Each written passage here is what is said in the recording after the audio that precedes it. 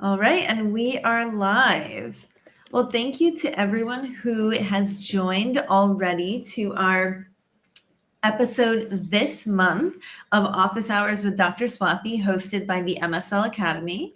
And today we have a wonderful guest, Dr. Beth Thomas, who's going to tell us a little bit about her background, and then both of us are open to answering any and all questions you might have about becoming an MSL and how that can be your path too. All right, so let's hop right into it. Beth, if you could give us a little intro to who you are and a little bit about your path. Of course, we'll dive a lot more into much of that later. Yeah, well, thank you for having me, Swathi, and excited to be here with you all, share a little bit about my journey. So I am a pharmd by training, have almost 17 years of experience, and have worked across community pharmacy, managed care, hospital outpatient, as well as the medical device industry. And in addition to that, have also done some consulting in medical content creation and education, and have also served as a clinical advisor for digital health platforms to help them to really sort of streamline their materials and come up with their clinical pathways. So lots of varied experience in traditional as well as non-traditional sort of paths. But I would say the sort of the key, kind of that common thread amongst all my experiences has really been the requirement for me to be able to build like impactful and lasting relationships with healthcare providers, and be able to take scientifically complex information and really be able to translate that easily to providers, and that is across a wide variety of audiences. And that's really sort of what laid the foundation for my interest in the MSL role, particularly with my most recent work, working in the medical device industry. So yeah, that's a little bit about me. Amazing. And how did you initially hear about the MSL role? Yeah, so it was really in that most recent role that I mentioned, working on the commercial side. So in a medical or for a medical device company, and within what I like to call an MSL adjacent role. So didn't have the title, was working on the commercial side, but was doing a lot of the things and utilizing a lot of the skill set that's required for MSLs. And it was really through kind of working in that role that really piqued my interest in the MSL role, because one of the major parts of that role was educating and interacting with providers, and regularly, kind of checking in with them, getting those insights, figuring out how I could be a resource for them. And I realized, hey, I really like this part. Love the patient care part. Will never, never kind of let go of that direct patient care piece, but really love the opportunity to be able to talk one-on-one with providers and really have kind of those impactful conversations. And I wanted the opportunity to really be able to make more impact, right, in a bigger area, and really have more of those conversations. Amazing. And so as you were, on your quest to becoming an MSL, so you heard about it, you were already doing, types of similar, work already in the medical device space. What was one of your biggest challenges, or maybe more than one challenge you want to talk about, that you faced when you were trying to make the transition and get your first MSL role? That's a great question. And I have to say truthfully, and this is kind of an interesting thing. So as I mentioned, I have a lot of diverse experience. So across non-traditional, traditional roles, and probably one of my biggest challenges was taking all of that and sort of weaving a cohesive story, right? Writing my MSL story and really tailoring that to fit the position. Like there was so much, I had so much experience that I think in a lot of ways my thought and my challenge was, how do I kind of distill this? How do I make this relevant for the MSL role? And so that was an interesting journey. And I will talk about this a little bit more later, I'm sure. But I do have to say, having that assistance from the MSL Academy to help kind of tailor and tweak my story was incredibly helpful. And that is so much of the being an MSL is being able to articulate and tell a story. And so I love that you bring that up, because I think a lot of people, at least a lot of the people who are interested in the MSL Academy and interested in just overall making a transition into the MSL space, they oftentimes think that, what I did in community pharmacy, or what I did in the ambulatory care setting, or what I did in a sales role somehow doesn't and can't be translated because it's not specifically an MSL role. But at the end of the day, it's really about how can I use this set of skills, or I talk about it like tools in a toolbox. And then how can you actually use those same tools and then tell the story that shows that you understand what the MSL role is and that you can actually do it too. So I love that you brought that up. Yeah, such great points. And I love that you mentioned community pharmacy too, because I was thinking about that, like as I was sort of thinking about this office hour session today and just sort of reflecting back on my career and some of those experiences. And it really hit me, I was doing something similar even in my role as a community pharmacist. I had to interact with the healthcare providers in the community. So in my specific kind of territory, my sphere, build trusting relationships with them, learn how to be a trusted resource for them, learn how to bring information to them in a way that was relevant so that we could ultimately help patients, whether that was calling about a drug interaction to get that resolved, or calling about an allergy, and really, using different techniques to really kind of even getting past those gatekeepers, as we like to call it, and getting able to, or being able to really kind of move past them to speak to the provider. So I think that's really important that you mentioned that. So really powerful to think about, even in community pharmacy, outpatient, hospital, we are still using those relevant skill sets. That is going to be a soundbite that hopefully will go viral, because exactly what you said. And that's really because so many people that reach out to us are like, oh, I've only been a community pharmacist. And I'm like, what do you mean only? Like, you've done so many things that can then translate. So amazing. Yes. So the next question I wanted to ask you is, many aspiring MSLs struggle with, the chicken and the egg problem. So that could be, needing MSL experience to land MSL roles. And so how did you navigate that? I guess we talked about that a little bit with, telling the right story and demonstrating transferable skills, but could you expand upon that? Yeah, so in my case, I actually had been in some, I would say, pretty unique positions where I really was doing similar work to what I do right now under the sort of the MSL title. So being able to not only kind of pull those skill sets and tell the story, but having real world examples, I think was really helpful to me too. So in prepping for my interviews, prepping for kind of the panels, the presentation, things like that, I really drew and focused on real world examples using that STAR format that I'm sure many of you may be familiar with: situation, task, action, result. And that really, it not only helped me, to be able to perform well in the interview, but it also helped me to really get in my mind, hey, even though I haven't had the MSL title, I have really done this. I can do this. And it was good for me to see it, write it out, have that in my mind, talk about it, really remember it, focus on it. So yeah, I didn't have formal MSL experience, but I've done so much in my career that is relevant and that will help me to be successful in the MSL role. Amazing. And for someone who doesn't, or maybe is not familiar with what the MSL interview process looks like, could you talk a little bit about that? Yeah, so I will say it can be intense.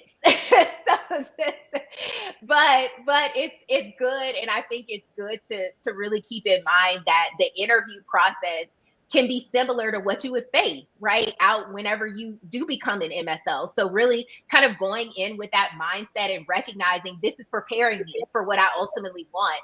But I'll speak specifically to my interview process. So I had the initial phone screen with an HR recruiter. Then I had a virtual call with the hiring manager. Then I had, so my company did it a kind of a little bit differently, but I had a series of interviews kind of in one day where I talked with a commercial person, another person who was on the medical affairs team, another MSL. So did all of that, and then had the final presentation interview. So in total, I think maybe like 6-ish interviews. And interestingly, this was actually kind of similar to the process I had in my previous role, the role that I mentioned that was MSL adjacent, but on the commercial side. So that's kind of a consistent, I would say that's sort of a consistent process that you'll have those sort of rounds or series of rounds. Can you talk a little bit about the presentation and what that entailed? And I know for each company, they can go about it just a little bit differently, but what was your experience like? Yeah, it was, and out to your point, every company does it differently. For my presentation, I was able to choose my topic, which was a good thing. I know sometimes some companies will have you pick a topic they will pick a topic and then you will have to speak on that. And I really focused on, and I think this is important for aspiring MSLs to hear as well. I really focused on a topic that I was familiar with, right? So I know that can be sort of a struggle or a question mark in people's minds. Well, should I speak about something that's relevant to this company's therapeutic area, or should I speak more about something that I'm familiar with? So in my opinion, I think that you should speak about something that you're familiar with and something in which you're prepared to answer questions and you're prepared to be sort of the expert in the room, right? And you can feel comfortable and confident that you can fully showcase and highlight your skills to your maximum potential. So I did that. My presentation, I believe, was about 15 to 20 minutes was my allotted time. And then there were 10 minutes for Q&A. So another tip that I'll sort of throw out there as well, have backup slides. Go through your presentation as many times as you can. Speak it in front of other people, if you have friends or even family members, right, that you can just practice in front of, practice it as much as you can, and sort of try to anticipate some of the questions that may come from that slide and have those backup slides ready. That is just, I think that's so impressive. And I used that tip during my presentation, and I think it went over really well and still use it to this day, even as I give presentations as an MSL. I completely agree. And I give everyone who's interested in getting their first MSL role, or even after getting a promotion and shifting to a new company, I give everyone the same piece of advice that no one expects it on the hiring side, that you're going to have, you will have anticipated the questions, and then you will have not only anticipated the questions to have the answers, but you'll have slides associated with it. It's just, it really takes it to the next step, and it really helps you stand out in the process, because as most of you know listening, likely that this is a very competitive role and path. One of the things that I didn't mention in the beginning before we get to more questions is I see we have quite a few people here live. If you have any questions, please feel free to, put them in the chat. We will go through, kind of our list and, talk a little bit about some of the things that we prepared. But then after, we are more than happy to answer any questions about the interview process, whether you're an aspiring MSL or looking to up-level your current position as a current MSL. So I just wanted to mention that I normally do that, earlier in the session, but we just got right into it and we've been having such a good conversation. So yes, as I mentioned, please put your questions in the chat and we will get to them as we continued at the end. Okay. So getting back to what we were talking about, we talked quite a bit about the interview process, but in your job search, what was the turning point that you really think helped you land your first MSL position? Was it a moment? Was it an experience? Like, what was it for you? I'll say it was an experience. So, and I have to keep going back to this because that storytelling, right? That is just so important. And I think the turning point was really the CV optimization and LinkedIn profile optimization. And I did get assistance with that through the MSL Academy. And that did represent sort of a turning point in my search. Up to that point, I'll say I had been not necessarily applying in a structured way, just kind of casually looking, and then made the decision, hey, this is what I really want. I really want to go for this. And that's when I engaged the MSL Academy and got that LinkedIn optimization, that CV optimization. And in addition to that, got some tips for really having a structured application approach.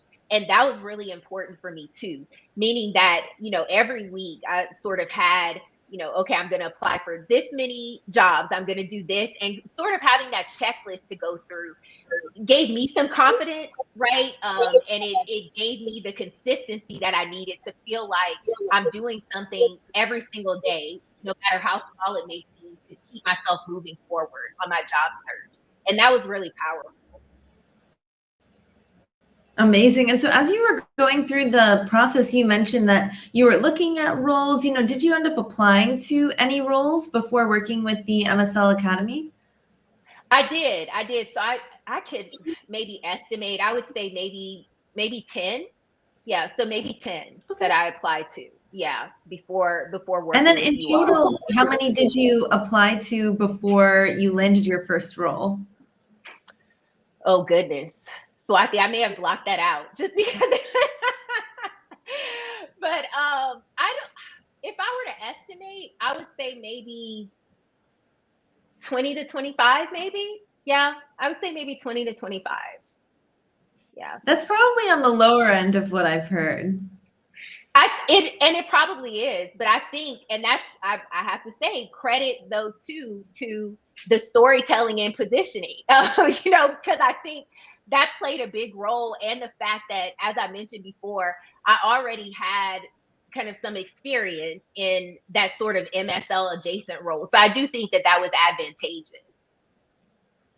Definitely. And what would you say to someone who's listening to this? Perhaps they're an aspiring MSL. They really, maybe they're in a clinical role right now. Maybe they already work in industry. But what sort of advice would you give to someone who is looking for the right guidance or mentorship as they break into the field? Yeah, so I would say one thing that can be helpful and maybe just important as you think about searching and trying to find that role that's a good fit for you is maybe looking for people, for MSLs who have maybe a similar background. So have had kind of a similar kind of professional background or a professional trajectory to you, and asking them, hey, how did you do it? Really seeking out and paying attention to how they position themselves.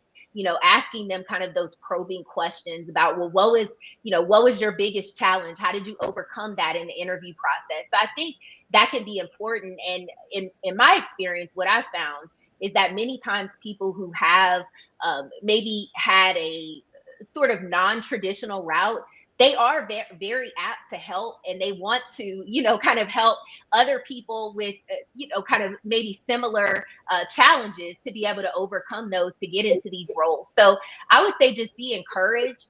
Look for people who maybe can give you kind of some tailored advice based on your specific situation. Be focused and be consistent also. And also I would say too, just really consider that this process, this application, this job search process, it is, as I mentioned earlier, similar in many ways to some of the things that you'll have to do as an MSL. So consider it practice, real world practice, and don't consider it to be, because I know it can be frustrating sometimes, but consider this to be kind of the practice for the, kind of the real thing. And I think that having that sort of that mindset shift can be really helpful to you as well.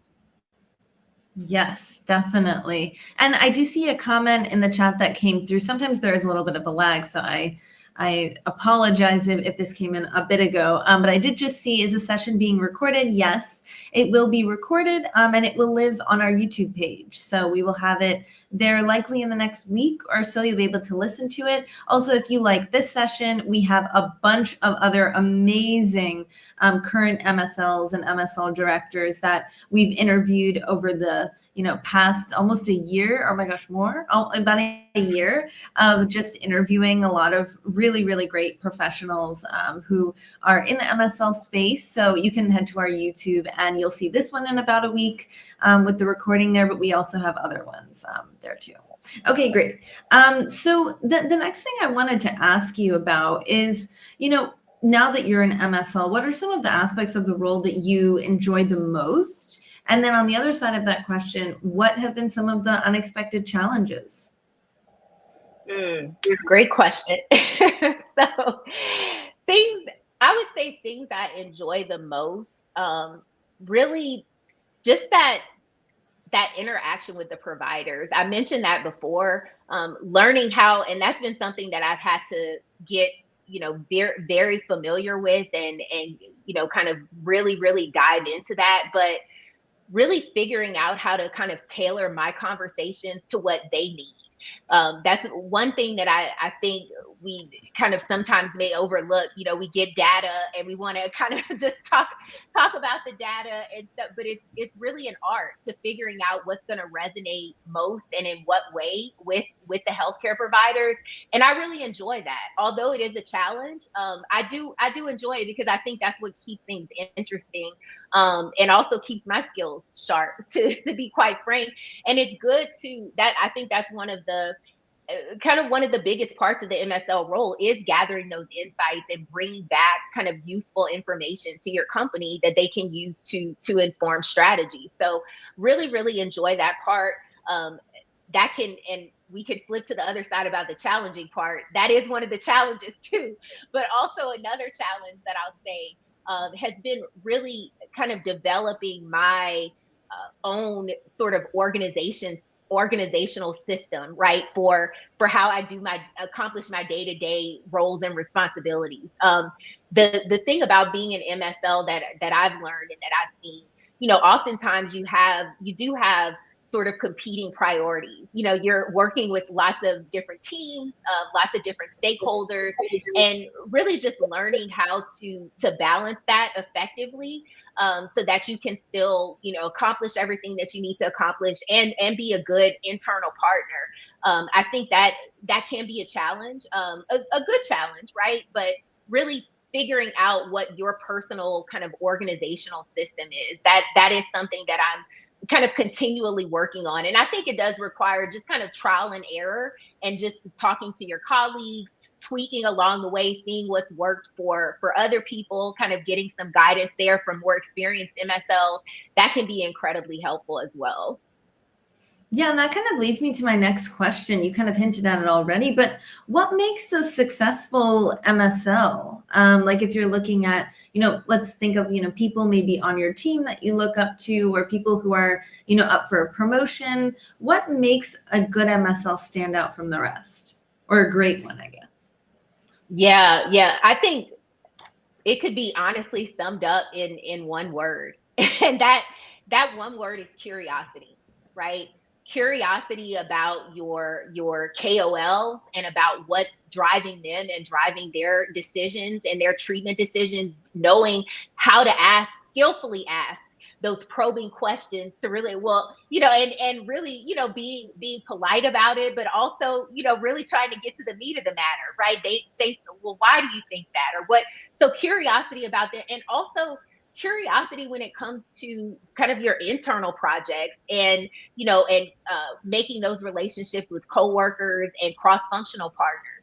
So that willingness to learn, that willingness to ask questions, I think is really what makes a great MSL. That's how you, and really, I would say just not being afraid to kind of to not know something, right? If you don't know, ask. I think that's what, that makes a huge difference. So curiosity, just curiosity internally with internal stakeholders, curiosity with external stakeholders, always being ready to kind of strategically implement too the new things that you're learning, being open to new challenges, projects come up. Really kind of being, oh, well, yeah, I've never done this before, but you know what? I'm willing to give it a try, just really kind of thinking of things as a learning experience and being open to that. So I think that really is what makes a great MSL. Okay, great. So I normally stick to the questions I wanted to ask really badly, but we have some really good ones in the chat that have come Okay. through. So I would love to hop to those. And then if we have time, I can, fill in at the end. Or if there are more in the chat, happy to take more from the chat. So, okay, so I have one. Someone said, I'm currently working in clinical research, data management, and I also have experience in pharmacovigilance or PV. I'm very interested in transitioning into the MSL role. What steps do you recommend I take to make a successful transition? So I think the way that we can not only answer this person's question, but we can also make it a larger question is, they already have some industry experience. So they understand the pharmaceutical industry. They understand kind of the ins and outs of, cross-functional collaboration likely. But how can they use that to their advantage to make a successful transition to an MSL? And as a background, they are a pharmacist. Yeah. And Swathi, I'd really be curious to hear kind of your thoughts on this as well. Sure, yeah. Admittedly, and if you want to go first, you can. Go. I'll let you kind of answer that first, and then I can kind Yeah, of maybe add some of absolutely. my thoughts. Yeah, sure. Yeah, I can start. So what I would say is that, because you already have some industry connections or some industry related or specific experience, I would look to and network with some of the people you've either previously worked with or maybe currently work with, because at the end of the day, you can apply to so many jobs. And a lot of people do land MSL jobs just from applying to an open position on LinkedIn or on, let's say the BMS website or something. But I do think that a lot of it comes down to, especially when you're applying, there could be like hundreds of applications for one position. And a lot of people get really disheartened, like, oh, I applied to 50 jobs, 80 jobs, and I haven't even gotten one call back. But oftentimes, a lot of the people in the stack, not everyone, but a lot of the people in the stack of applications are qualified for the role. So at the end of the day, how else are they standing out? They likely have some sort of internal referral. And so a lot of companies, not every company, but a lot of companies will have the system where, if you know someone internally, then they can submit your name and maybe even submit your resume. And then your application, at least will be looked at by the whether or not that means you'll get to the next step or, get the role is a different story, but at least you'll get past the hundreds and maybe get in the top 20 to have one call with the hiring manager or something. So I think if you already have some industry connections, this is your moment to network within, but also likely these other industry connections know other industry people. So as much as you can connect with them after you end, let's say you're speaking with someone on the PV team or the pharmacovigilance team from when you worked with them. I would say, I really want to make this transition. Who else could you recommend in your network that I speak to? And just getting even one warm intro or warm, I guess intro, like from LinkedIn, like ask them to make an intro via LinkedIn or via text, and then you are building your network. And you never know, maybe at that time you're speaking at, with someone at a company, they don't have anything open right now, but they'll have you in the back of their mind, especially as you're doing outreach and you're doing follow-up with them, that maybe in 6 months they'll have something available, or maybe in 2 months they hear on their team meeting that a new position is about to get posted. If anyone knows anyone, it'd be great to hire someone more simply than put the posting up there and everything and sift through such a huge list of applications. So I think a lot of it really comes down to networking. And since you already have those industry connections, that would be an awesome first step. And to leverage those. Another thing, so I mentioned a lot of the networking so far about online. But if you are in the industry space, you might be going to DIA or like any of these other massive conferences, or maybe they're not as massive, but they're conferences related to the therapeutic area that you're interested in or currently work in or perhaps want to stay in. Then you could even go to conferences in person. And as much as you're there to, be a PV specialist for your team, you also could be there making connections for your future. And as much as it's important to have those networking connections, it's also important to, I just keep a spreadsheet. I know people are a bit more fancy about it, but I just keep like a spreadsheet of like, oh, okay, like the last time I talked to them was 3 months ago. I'll just send a quick note just to like stay top of mind, particularly for people who may have mentioned that, oh, a role might be coming up. I'll make that note in my spreadsheet. Or if it's, you know, they don't have anything coming up, but I really, really, really want to work there, then I will just keep them in my rotation. Beth, anything to add? You captured so much, like everything you said. I'm in full agreement with, and I love that you mentioned too, like just kind of keeping that spreadsheet and keeping in touch with people throughout. I would say that's even important even after you become an MSL. You know, keep those connections open, stay in touch with people, not just necessarily when you know are looking for a job or need some, but just keep those touch points there, so you can stay kind of top of mind for people. So yeah, fully agree with everything you said. One thing I'll add to something that was helpful to me in my job search. So I did, and this doesn't always work, right? Admittedly, but I figure it can't hurt. So, you know, I did reach out when I would see a job. I oftentimes reached out to the hiring manager and to the recruiter on LinkedIn and just sent them a message just saying, hey, and would you be open to a conversation? And, you know, a handful of times they were. I did have instances where people didn't respond or anything.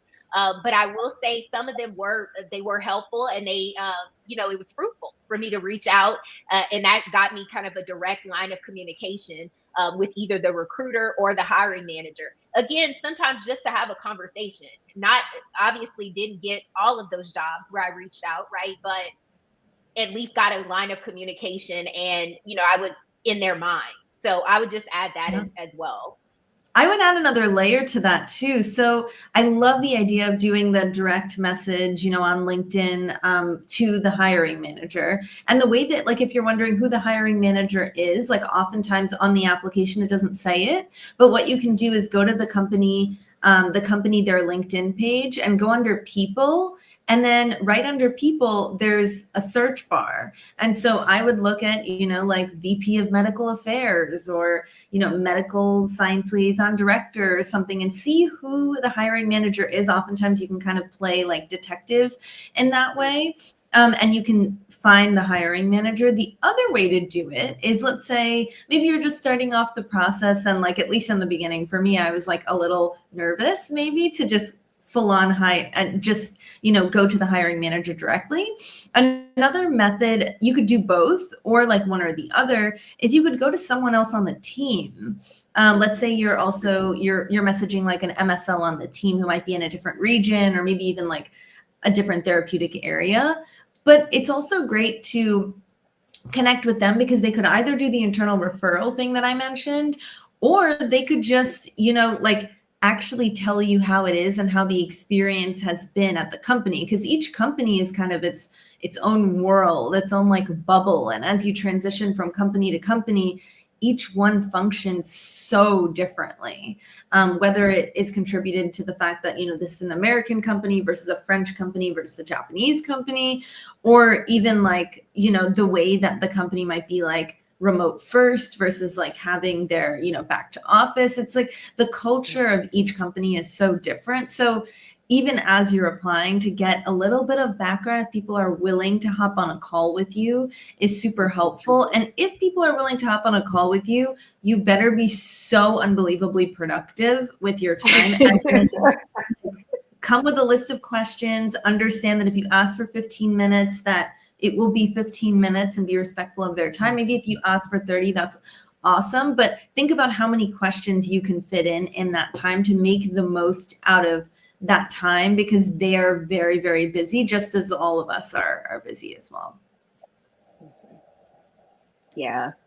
You said a word there, Swathi, because so many, and I have to say, like, there were several MSLs that gave me some of their time during my job search. And I was so thankful for that, and like you said, being prepared was key, respecting their time and really asking some impactful questions. So great. I love what you said. Great point. Amazing. Yeah. So, and then we do have another few questions that popped up in the chat. So, can you talk about how you manage balancing the travel with family and personal life, and how often are you away from home? So, before I turn that question over to you, Beth, I do just want to state that everyone's experience is going to be super different depending on the company, depending on the therapeutic area, particularly depending on the size of the company as well. Like if you work for a massive multinational company, your region might literally be like West Philadelphia, you know? So it might be that small where like you are responsible for, you know, going and meeting all of these key opinion leaders and healthcare providers, but you might not be actually away from home more than like 4 or 5 hours a day, right? Or there might be some days where you're fully doing an admin day versus like going out all around West Philly. Versus like if you work for, and that's generally for like a very large company. If you work for a very small company or a smaller company, your region might literally be the entire Midwest. And so in 1 week, you could be in Minneapolis, and then you could then be in, you know, Barrington, Arkansas. I don't even know if that's a real place. But either way, you know, you could be in like all these different states in a span of just a few days. So if that is something that's important to you of like, oh, I really want the MSL job, but I don't want to travel too much, I would look for larger companies that have smaller regions. So that's something to keep in mind. There also is this newer thing called a virtual MSL, where there are some companies, oftentimes it ends up being smaller companies with smaller budgets, where they're like, you know, how much KOL engagement can you do virtually? And maybe, you know, your region is all of the East Coast, or it's all of the Southeast, or some like larger, again, like the Midwest, like a larger region, but you're actually doing a lot of these interactions and follow-ups and everything virtually. And maybe not all of it's virtual, but maybe there's more of a focus at that company for virtual. And then instead you do kind of like a road show where you're gone for like 2 weeks in Massachusetts and you just make the most of that 2 weeks kind of a thing. So I just wanted to preface Beth's response with her experience that it could really vary company by company. But take it away, Beth. Yeah, no, those are great points. I love that you kind of set the stage for that before I jumped in here. But I will say one thing to keep in mind I'll say for my situation is that I'm still in my first year as an MSL. So you do have to kind of take that in mind. And the first 3 months, and I think this is a pretty consistent experience across most companies, the first 3 months or so are spent just onboarding, right, and training. So have really kind of been out of training, post training for about 6 months now, like for me. So I'm still learning and kind of navigating my territory and figuring out what my travel kind of on a long-term basis will look like. So I can't really give a figure right now for what, you know, what that will look like on a regular basis. What I will say is this, thus far, when I do travel, and I'll say for me what really worked. I had a conversation with my family before taking the role, right? So that everyone was kind of on the same page about what the role entailed. Many times in the job description, there will be a sort of a percentage, maybe it'll say up to 60% travel or up to 80% travel. And, you can kind of use that to sort of gauge what it might look like for you. And as Swathi mentioned, it depends on how many states you cover, how big those states are, what those states look like. I myself cover 2 states. So I kind of anticipate, and that's sort of been my kind of my experience thus far, that I'll be driving a lot, and I don't mind driving. So, for me, I don't mind making like kind of a 4 or 5 hour trip and then, kind of coming back. But again, that's personal, right? But I think just having that conversation with your family beforehand, really looking and knowing getting a good picture from the job description, from your conversations with your interviewers of what that's really going to look like, that can give you a little bit more insight. And as far as for balance, I mean, I think that, again, it goes back to conversations with your family and also figuring out sort of that system that I mentioned earlier, that takes some learning. I will say, admittedly, I'm still kind of figuring that out. What's the best way to still squeeze in, taking care of myself, exercising, working out, eating healthfully. I think that's a learning experience, but you through trial and error, I think you kind of figure it out. And it's good if you do have that support at home. That just makes it, kind of makes it even easier to do that, to balance that. Definitely. And it comes down to personal preference of like, what are you comfortable with and what sort of kind of lifestyle are you interested in? And what you'll hear from a lot of MSLs is that oftentimes it's kind of like build your own adventure in a way of like, you have to kind of be your own boss. Of course, you have a boss, and depending on the company, you might interface with them weekly. But I also know MSLs that have like a monthly sync, and then they do everything else asynchronously with their boss because maybe their boss has like, 25 direct reports or something. So they can't really budget in a weekly for everyone. So it is a very autonomous role where you need to hit KPIs and all of that. But at the end of the day, like, you get to set your own schedule. And I think that is like within reason. Of course, there are certain conferences that you have to really put around the KOL's availability and things like that, of course. But there is an element of autonomy that I think that you don't necessarily have with a lot of different roles. And in that way, you're kind of a self-starter and in a way kind of an entrepreneur in that way. So if that's something that excites you, then I think, being an MSL is really an awesome fit. And so far, everyone I see who's tuned in has, a healthcare background, has a PhD, and like has the on paper, would be an awesome fit for the role. So great questions so far. This time is flying by. So if you have any additional not hesitate to put them in the chat. I will continue to monitor the chat, and in the meantime, I will continue to ask, my questions. So, as I think most of the people who are listening in or will watch the recording, what is one thing about the MSL role that you think more aspiring MSL should know? I love this question because I wish that I knew this.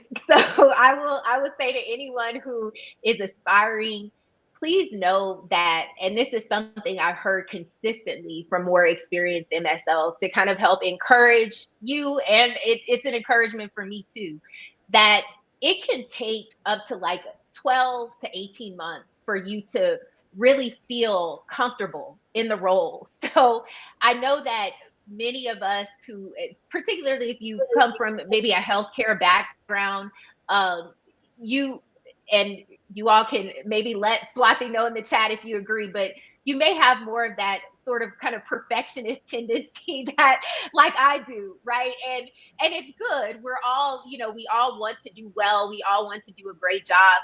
But I think one thing that can really encourage you and go into it knowing that is that everyone feels like they don't know what they're doing. They're kind of wondering like, oh my gosh, am I doing this right? I don't know. How will I get all this information together? So that's one thing I wish that I knew. And that's something that I would say to aspiring MSLs to encourage you. If you can go into it knowing that, hey, this is going to be a learning process. I'm going to embrace this. Things may feel, I may struggle with maybe imposter syndrome or so, for those first 12 to 18 months before I feel like I've kind of fully stepped into the role and I fully grasped everything that I need to grasp. But just know that 12 to 18 months is what I hear. And I can say for myself, that is seeming to kind of align with what I'm experiencing. But just be open to learning, give yourself grace, ask so many questions, right? And just be open to that process and trust the process. You will get training, and you will, as time goes forward, you keep learning, you keep kind of iterating your story and how you explain the data, and it's it will get better. It will, you will tweak it, and you will get to a point where you feel more confident, right, in the role as an MSL. I think that was one of the biggest learnings for me is when I found out that people that, I look up to that even they said, like, I'm just figuring it out every day. And the kind of, it's not crude, but like one of the things that just brings me a lot of like calmness is, everybody poops. Like at the end of the day, everyone's just figuring it out. Everyone has the same struggles and everyone is just a human. So we're all just trying to figure it out. And like the combination of what you said plus my weird statement is like, it's made me feel so much better. And like, if they can figure it out, I can figure it out. And we're all just trying to figure it out together. Yes. Mm-hmm. Exactly. Exactly. I love that. Everybody poops. Exactly. I think there's actually a book out there called that. So I didn't coin it or anything, but I do think so. It's just such a good context. Yeah. Mm-hmm. Okay, great. And then, so what would you say to someone who is either a healthcare professional or a scientist, an academic researcher? So pretty much the majority of people who are listening now. So they're in clinical care or they are in research, they're a PhD, who says, they don't believe that they can land an MSL role because they don't feel like they have a strong enough resume. Like, what would you say to them? Yeah, and that I have to repeat some of the things I already said, and I'll add a little bit to that. But I would say if you are out there in those backgrounds that Swathi just named, you know that you've already done hard things, right? You just reflect on that, and remember that. Remember what it took you to get your PhD, right? Remember what it took you to get your pharmd. Remember what it took you to get your nurse practitioner, like, all these things. So you've already done hard things, and you have to do, whether you realize it or not, you have to do a lot of the things to get those things that you're having to do to get in the MSL role, and then subsequently to succeed in the MSL role. So I would say really reflect on that and encourage yourself with that. The other thing that I would say is be consistent, right? Like, just know that this likely, it could be, and I hope it is for me, but likely this may not be an overnight process. So, I mean, I think kind of being aware of that, going into it, knowing that this likely will not be an overnight process.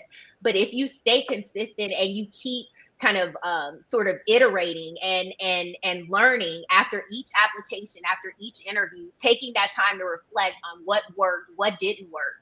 Another thing to keep in mind is seeking help if you need it. And that could be in the form of what we mentioned earlier, reaching out to people on LinkedIn or however, whatever channel that may be, people with similar backgrounds, to see what steps did they take, right? What, their career trajectory looks kind of similar to mine. So let me see what they did. What were some things that were helpful to them? What worked for them? Seeking out those informational interviews as much as you can. And then, of course, if you have the resources to do so, you also, seek help. I did from the MSL Academy. I think it can be a great resource to really kind of help you if you're feeling stuck in that search. So those would be some of the things that I would say to encourage you if you're feeling like you're not going to be able to land the role.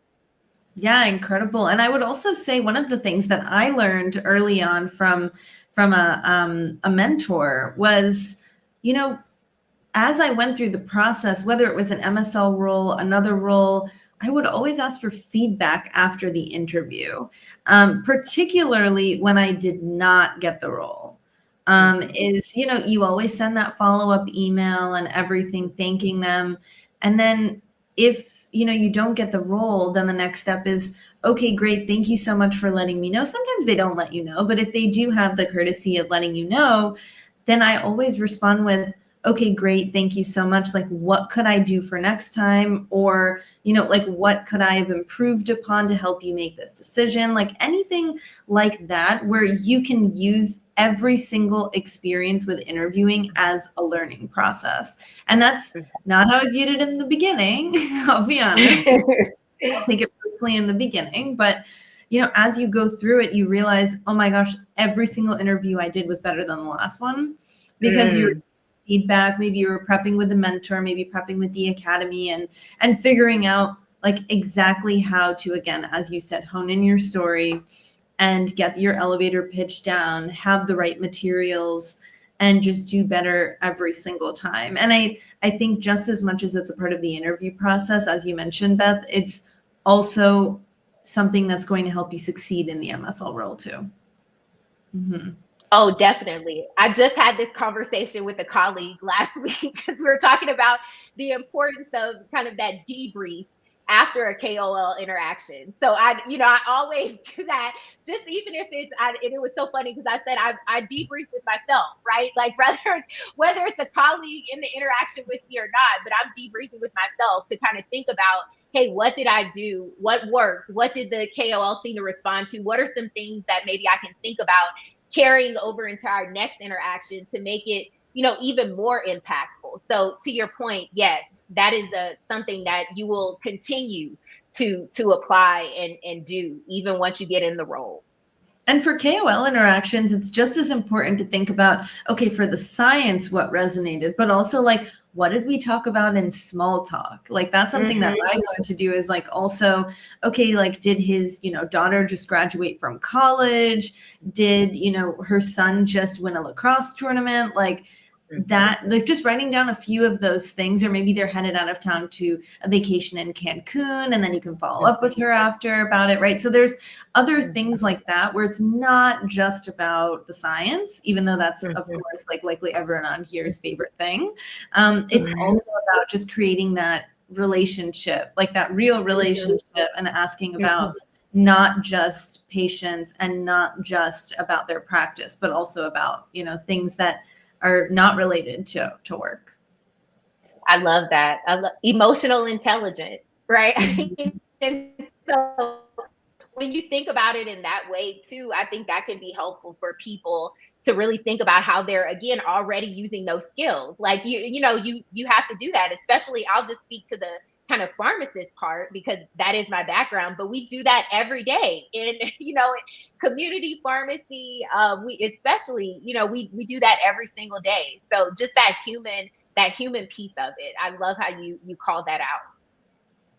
Okay, great. So we have a few minutes left. If anyone has any last minute questions, please feel free to put them in the chat. If any questions come up later, you can email. Oh, maybe I should add my email here just so you all can, let me put it in my name here, just so you all can contact me as well. It is Swathi at the MSLacademy.com. Yeah, I just put it in my subtitle there. So yeah, if you do have any questions, please feel free to reach out after. And we also still have a few minutes. We're here till 9 o'clock Eastern, 5 o'clock Pacific. So just one question from me to end on. If you could go back in time as you were going through the interview process and just the whole transitioning process from what you were doing before in medical device and even being a pharmacist before that to becoming an MSL, what is like one piece of advice or something that I kind of already asked, something you wish you knew, but what is a piece of advice you'd give yourself or, anyone else on the call who's looking to make that transition too? I would say I would tell myself, trust the process. I really, really, because I see now that every single experience that I had in my career built on the previous one, built on it, built on it, built on it.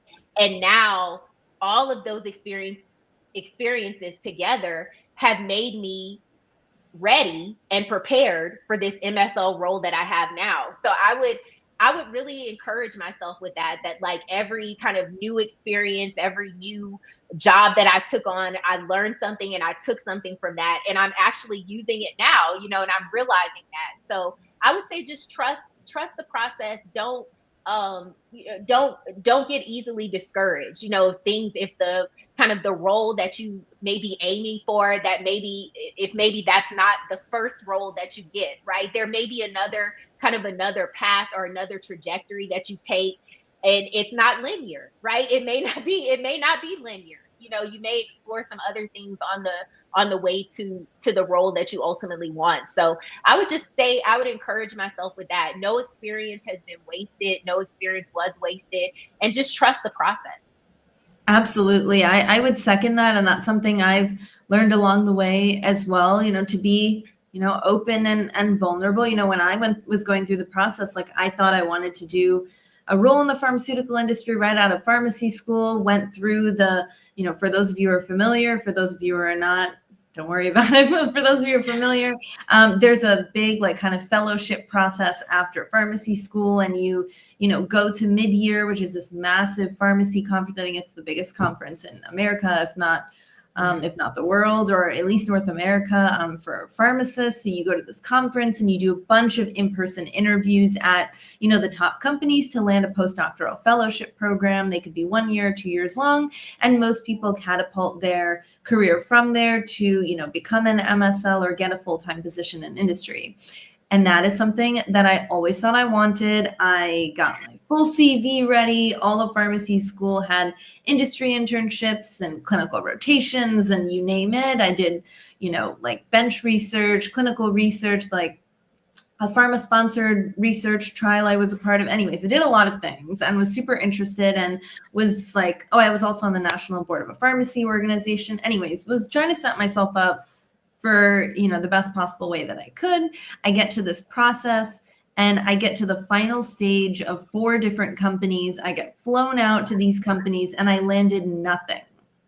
And I was like, oh, wow, does this mean like this is not the right path for me? And I got so discouraged because online on LinkedIn or on social media, you only see like what people are doing now, but very infrequently do we actually go through the list of things people have done prior that have led them to that. And even more infrequently do we actually hop on a call with them and hear their story, or, to find something online where it's like they've been interviewed somewhere to actually understand their background. And so if I had just taken that as like, I guess like pharmaceutical industry or biotech is not for me, then, I would have, I would be in a different place right now. But because I didn't, I decided to do a residency. And then after that, I did end up landing a fellowship. So I took a different route. But it did end up working out when the time was right, the circumstance was right, and the company and the fit was right. Like the therapeutic area I ended up in was exactly what I was interested in. But at the time, there were very few roles that I was applying to where I didn't end up landing something. There was almost nothing in that therapeutic area that I was interviewing for, but I was like, oh, it's fine. It's a stepping stone. So everything happens, right? Like the way it's supposed to. And because that residency, that set me up to be an amazing fit for the fellowship, which now has set me up to like work in this very specialized niche. And I wouldn't have had it any other way, but you just have to view each opportunity as a learning experience. And even from all those interviews, when I got to the last round, didn't land anything, I learned so much about myself, but also like what it takes to do well on an interview and the importance of feedback. Yeah. I love that. Quite a journey.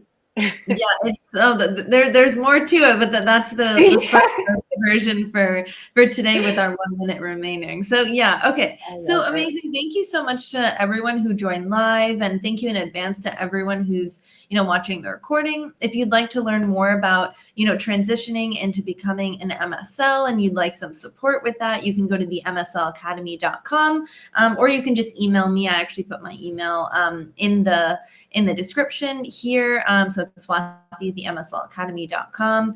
Please feel free to connect with both of us on LinkedIn. And if there's anything we can do to help, definitely let us know. All righty. Well, have a good night. Bye-bye. Yes. Bye, Swathi. Thank you.